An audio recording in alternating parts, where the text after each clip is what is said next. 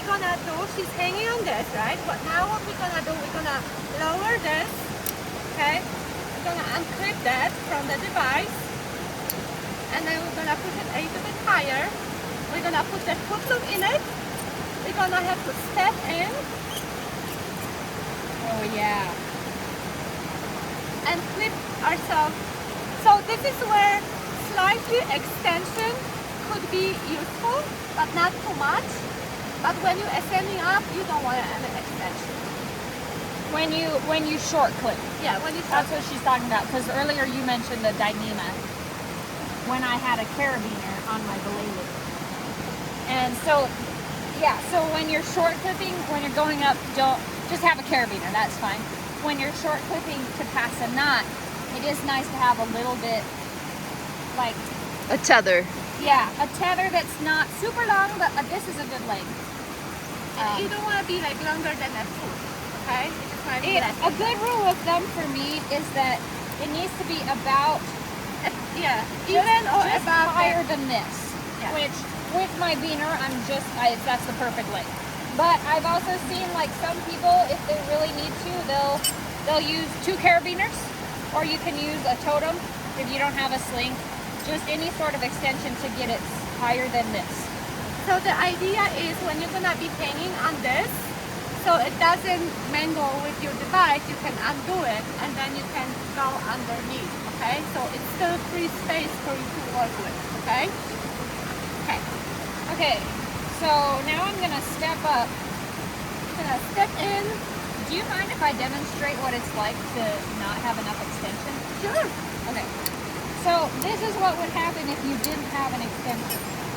So if I just stepped up and short clipped like normal, I'm gonna step in, short clip, lock my beaner, sit down. So now I'm on this and this is slack. So I can undo my lock and move my rappel device below the knot.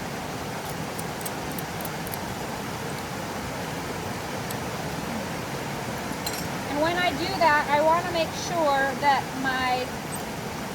I'm as close to the knot as I can be.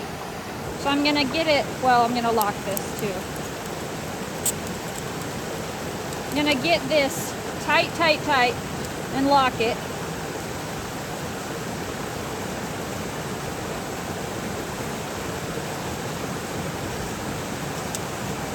Okay, once I know this is locked and I'm secure, then I can step out of this and sit my weight on it. And then very gently, I'm gonna release this guy.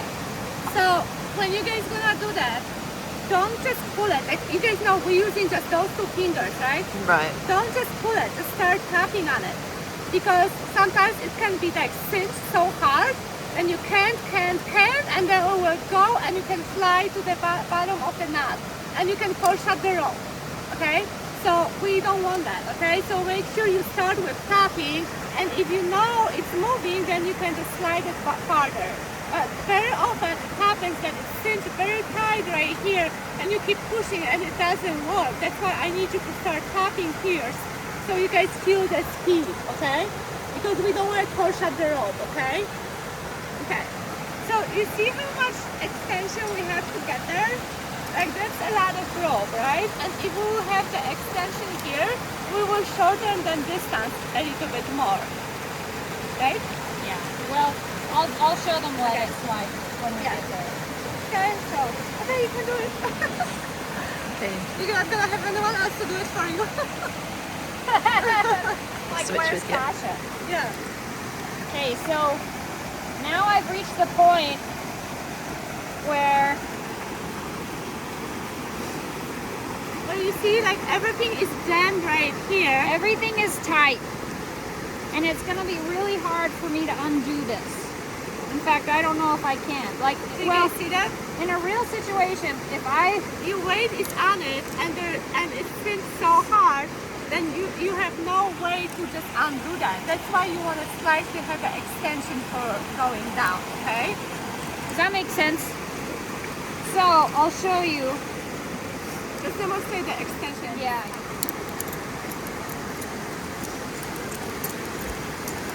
Yeah, that way you will be Then, right here. When I'm like this, and I'm still lowering. Now I'm weighted on this, and this is nice and loose for me to just work and undo it all. Yeah. Instead of being super tight right here and me having to like lift the carabiner, and in some situations you can't. Like you can't get out of it and you have to rig a VT above it and lift your weight off of this and like self-rescue out of your yeah. Yeah. Which I've done before. Yeah, we've done it. Yes. So it's good to have two VTs with you. It's always good habit to have two VTs, but sometimes you need a rescue from the rescue. Okay, and it's good to know like how to multitask and just work with your problems. Yeah.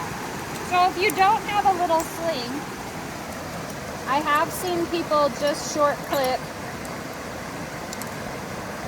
with, they just add a beaner and it's just enough. They just keep adding beaners so it gives them a little space. Right. Okay. Yeah. So then you just do this. And again, you'll notice that, these are locked, that my extension is right around the head of my device, which is perfect because I have this spinner right here to give me just enough working room so that when I release, You see the difference? I can undo these. Yeah, so that's why when you're going down, you want to make sure that you do have some extension. But going up, just short clip with carabiner. Okay? And then you just take it off and rappel down. How do we feel about it? Good. Are we ready to go on the rope? Yeah. Pull is towards me. So you're setting up to ascend? Yes.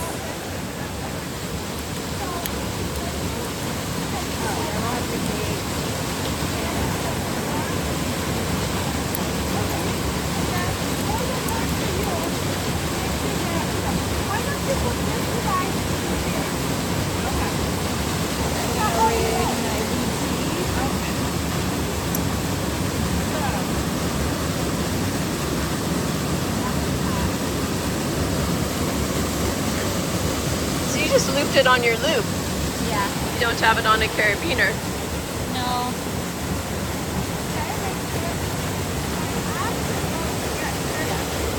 I'm gonna adjust my 3 donuts. Sorry, I'm gonna. It's hard to hear. You're good. Okay. And then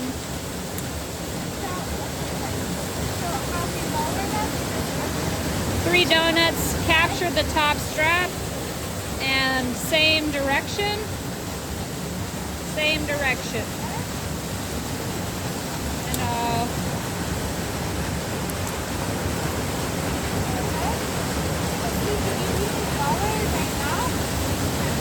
get my working end towards me. Lock my carabiner. Get my foot loop.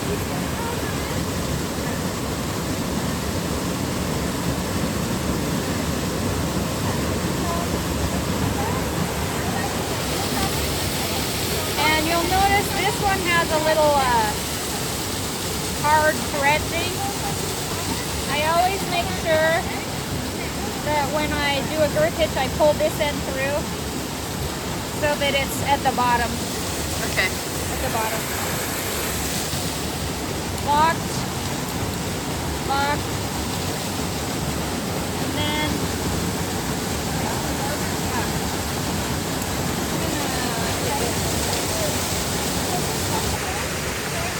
now I'm gonna wrap this so that it's the right length for me.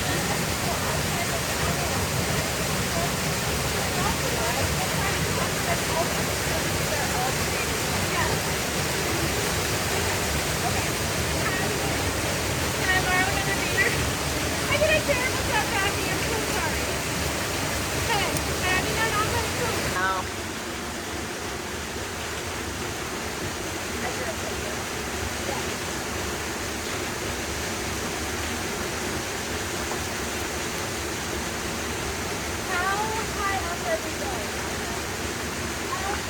We didn't do the knot. We didn't do the knot. That I would like to practice. We did.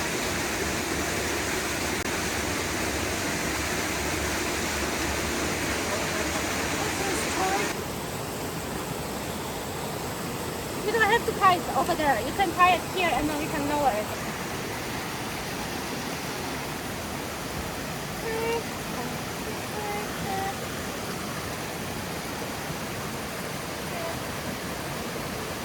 So she started with a figure 8 on a bite over there. Carabiner the rope. Right here. Created a VT press for herself. Lowered And herself remember, to we arm's have length. rescue, right? So we're gonna have to put the foot loop here.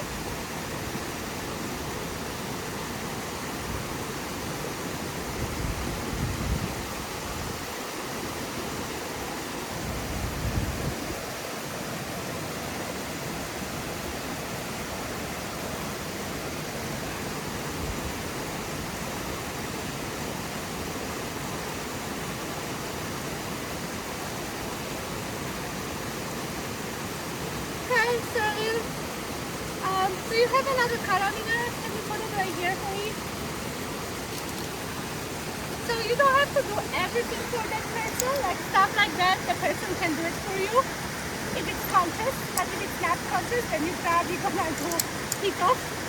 So anyways, so here's the carabiner right here. Make sure it's open, and we're gonna ask you. Can you put your hand?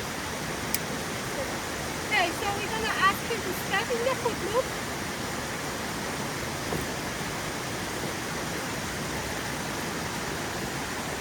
Can you tie around the foot a couple times?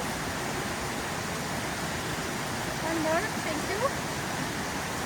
And I need you to step in and we're gonna clip this carabiner to this one, okay? Okay, step in, straight your leg and straight in, okay? So the person is gonna come on, old man. It's too much. You have too much on the foot loop. Okay. So he's gonna step in and we're gonna clip it in for him. We're gonna lock it off. He's gonna sit down, make sure everything is locked. Okay, and now can you fix your repairing device wherever it's stuck in there? So he can fix that. If he cannot, if he's stressed, we're gonna do that for him. But otherwise, most of the time they can do it on their own. Okay?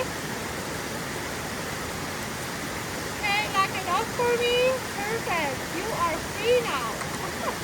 Yay! So do you feel comfortable to heading down on your own? Yep. Okay. So now we're gonna ask him to step in again.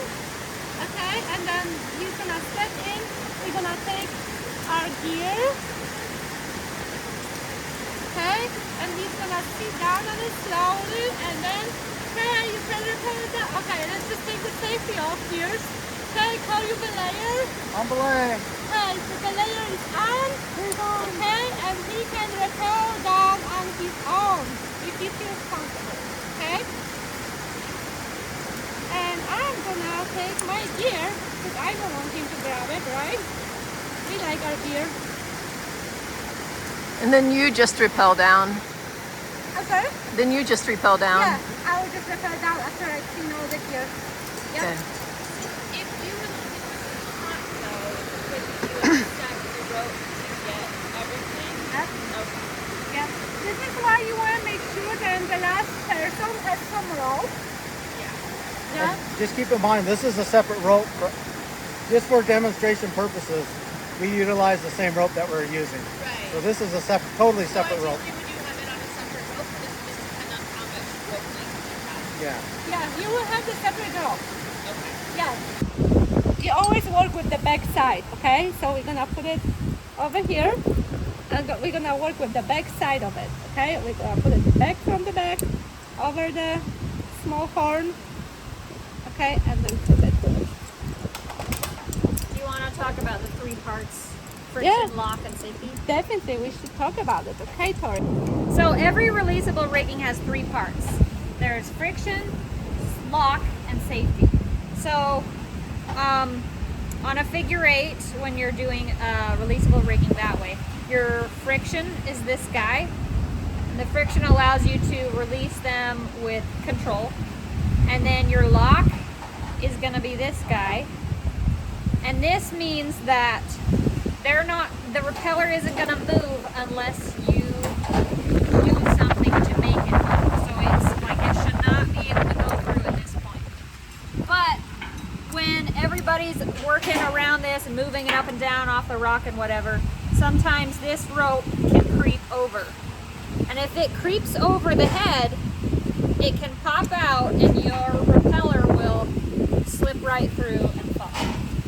So the third part is our safety, meaning it's like making sure that our lock doesn't come off, and that is the carabiner on the head. And that makes it so that this isn't able to come over the top.